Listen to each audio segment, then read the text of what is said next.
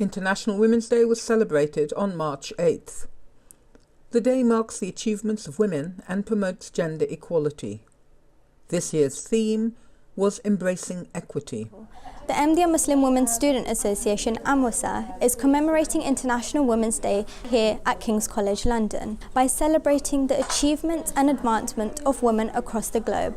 We have 5 guest speakers here across different professions, including a member of the Green Party and professors from different departments of King's College London. AMWSA and Int'l are holding 7 events at different universities across the UK.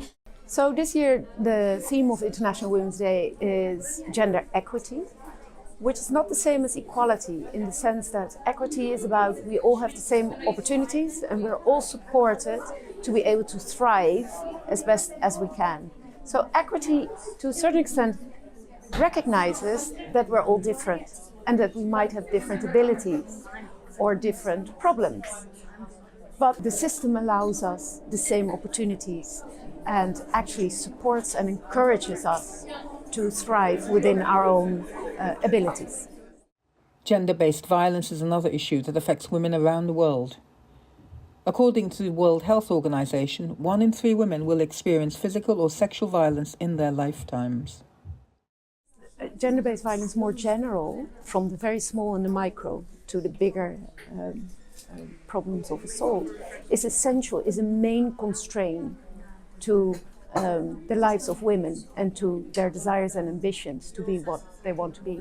So from my perspective, that is one of the main issues that we have to combat, really. If we can't walk on the street without feeling safe, if we can't live our lives as independent women.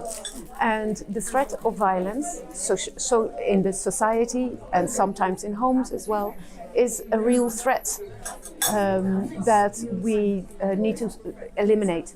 The guest speakers highlighted some of their own personal struggles in gaining equity in their workplaces. Dr. Qadian Rahman drew the audience's attention to the concept of equity for women in Islam and stressed the important role that education of women has always played. She highlighted a World Bank report that while 68 to 135 million people could be pushed into poverty by 2030 because of climate change, it would be women and children who would suffer the most. Dr. Rahman also spoke about the Ahmadiyya Muslim Women's Organization, Lajna Maila, that's now celebrating its centenary year, and how it was established to empower and to educate women.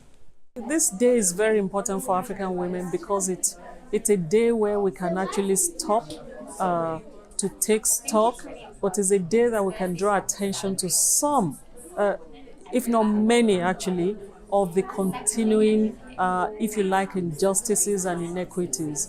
We would say it's a day to celebrate women's freedoms, but actually sobering is the fact that in Africa those freedoms are still quite curtailed in so many ways, that we're not yet anywhere near where we need to be in terms of fundamental freedoms, but in terms of the equity, and we need International Women's Day to draw attention to this.